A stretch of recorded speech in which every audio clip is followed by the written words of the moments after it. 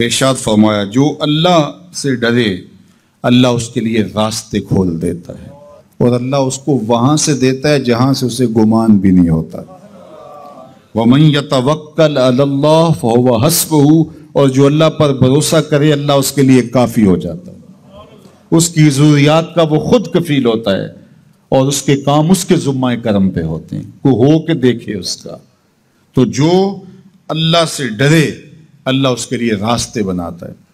حضرت عوف بن مالک رضی اللہ تعالی عنہ الاشجعی حضور کی خدمت میں حاضر ہوئے اور عرض گزار ہوئے کہ میرا بیٹا سالم مشرکین کی قید میں ہے اور میں فاقوں کی حالت میں ہوں، تو فرمایا آل محمد کے پاس ایک سیر جو ہیں، بس اس کے علاوہ ہمارے پاس بھی کھانے کے لیے دنیاوی اسباب نہیں ہیں۔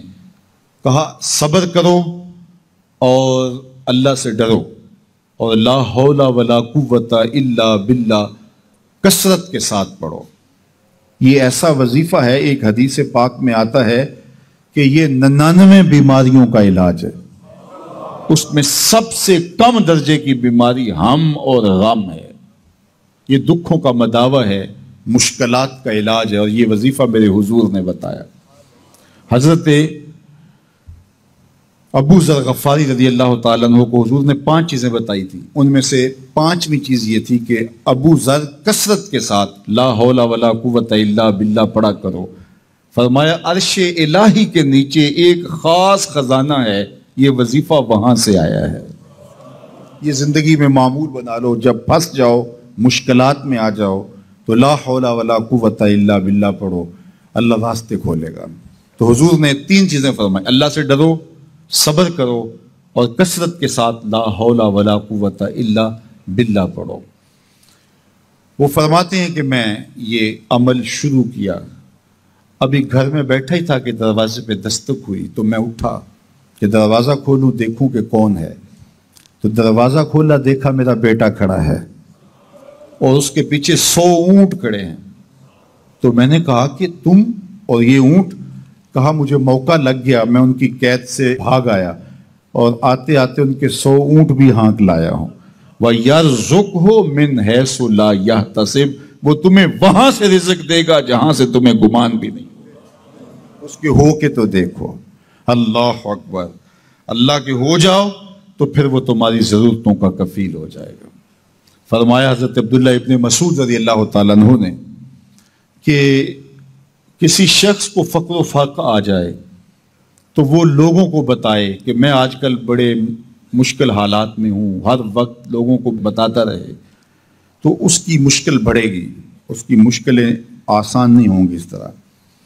اور اگر وہ اپنی اس مشکل کو کسی سے شیئر نہ کرے بلکہ مصلی بچھا کے اپنے رب سے کہے کہ مالک فقر و فاقہ آ گیا ہے اور اس کا علاج تیرے پاس ہے، اس مرض کا مداوع تیرے پاس ہے۔ تو حضرت عبداللہ ابن مسعود فرماتے ہیں کہ رسول کریم نے فرمایا جلد یا بدیر اللہ اس کو مالا مال فرما دے گا۔ یہ بھی کبھی کر کے دیکھو، مشکل آ جائے، فاقہ آ جائے، مصیبت آ جائے، کسی سے نہ کہو، صرف اپنے رب سے کہو، پھر دیکھنا اس کی کرم نوازیوں کا می کیسے برستا ہے۔ فرمایا اللہ پر بھروسہ کرنے کا جو حق ہے اگر وہ تم ادا کر دو وہ تمہیں ایسے رزق عطا کرے جیسے پرندوں کو عطا کرتا ہے۔ ہم تو دکان پہ جانا ہوتا ہے، فیکٹری میں جانا ہوتا ہے، ہم اپنے کاروبار پہ جانا ہوتا ہے، نوکری پہ جانا ہوتا ہے، مزدوری پہ جانا ہوتا ہے، ہمیں پتہ ہے کہاں آج صبح جانا ہے، لیکن پرندوں کو کوئی پتہ نہیں ہوتا کہاں جانا ہے، راس المال بھی نہیں ہوتا، لیکن صبح نکلتے ہیں، شام کو کبھی بھی خالی پیٹ نہیں آئے۔ بن توکل پنچھی اڑ دے خرچ نہ پلے زیرا ہو، گھر سے خالی پیٹ نکلتے ہیں، جب واپس آتے ہیں تو پیٹ بھرے ہوئے ہوتے ہیں، اور پھر جو ان کی ضرورت ہوتی ہے اللہ وہ ساری ضرورتیں پوری کرتا ہے، جو ضرورت ان کی ہوتی ہے۔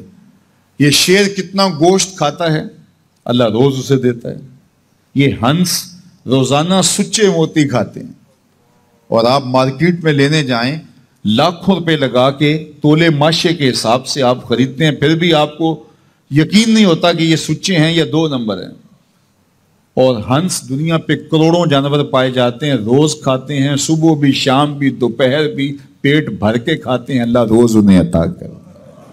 کہا اس پہ بھروسہ تو کر کے دیکھو، وہ تمہاری ضرورتوں کا کفیل ہوگا۔